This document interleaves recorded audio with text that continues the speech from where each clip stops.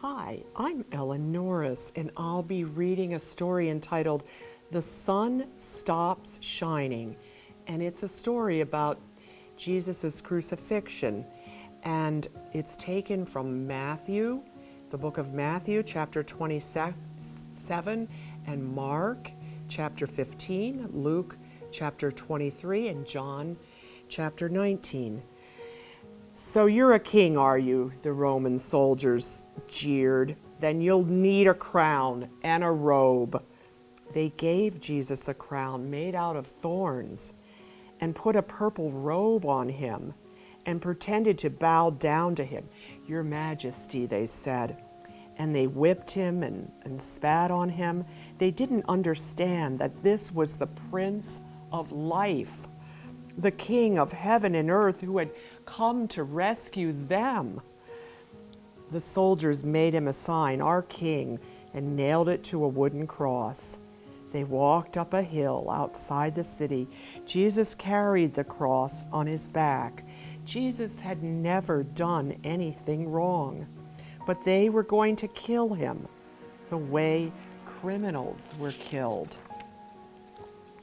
They nailed Jesus to the cross. "Father, forgive them," Jesus gasped. "They don't understand what they're doing." "You say you've come to rescue us," the people shouted, "but you can't even rescue yourself." But they were wrong. Jesus could have rescued himself. A legion of angels would have flown to his side if he'd called. "If you really are the Son of God, you can just climb down off of that cross," they said. And of course, they were right. Jesus could have just climbed down. Actually, he could have just said a word and made it all stop. Like when he healed that little girl and stilled the storm and fed 5,000 people. But Jesus stayed. You see, they didn't understand. It wasn't the nails that kept Jesus there. It was his love. "Father," Jesus cried, frantically searching the sky. "Father, where are you? Don't leave me."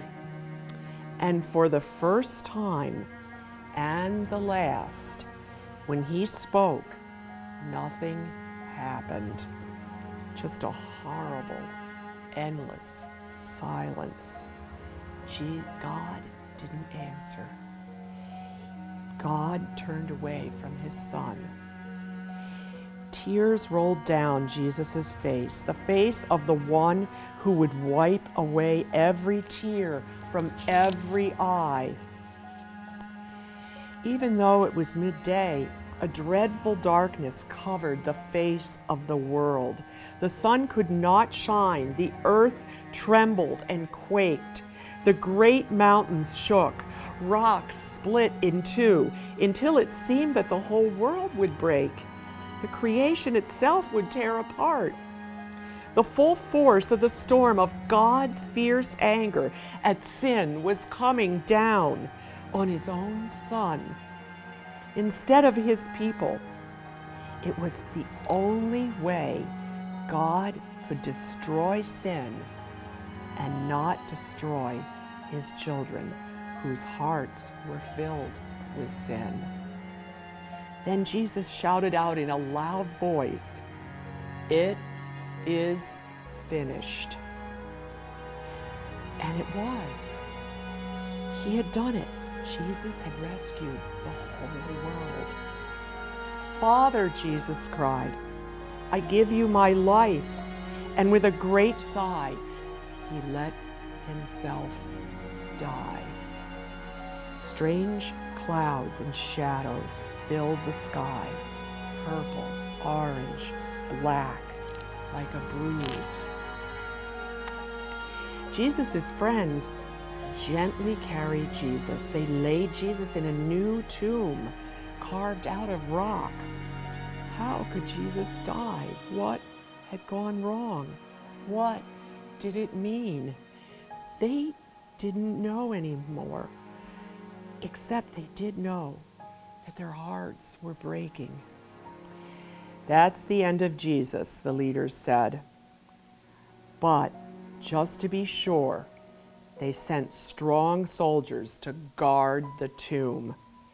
They hauled a huge stone in front of the door to the tomb so that no one could get in or out. And stay tuned to next stories about Easter morning. Thank you.